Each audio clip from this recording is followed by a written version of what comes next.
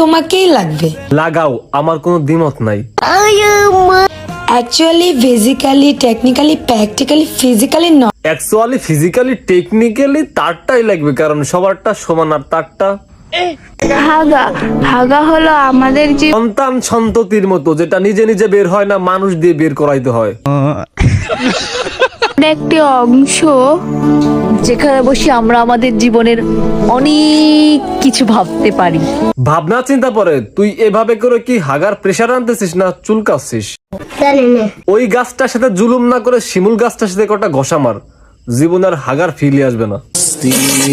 এদের এলাকায় কি কোনো পুরুষ ছেলে নাই ভাই গাছের সাথে সঙ্গম করতেছে? সহৃদয়বান ব্যক্তি নাই, কোনো মানবতার ফেরিওয়ালা ওদের হাগার জন্য একটু হেল্প করবে, খায়েশ মেটাবে? কোরআন পড়তে জানেন তো? কোরআন আমি অনেকবার খতম দিয়েছি। আমাদেরকে একটু দুইটা লাইন যদি ভাই উনি একটা প্রোগ্রামে আসছে, ওইখানে কিভাবে কোরআন শরীফ পড়বে?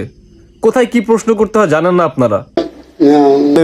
দেখা যাবে যে আমার আয়াতে হয়তো বা আরেকজনের আরেক রকম দ্বিমত থাকবে, তখন উনি নাপাক অবস্থায় কিভাবে কোরআন শরীফ পড়বে? ওনার পিরিয়ড চলতেছে।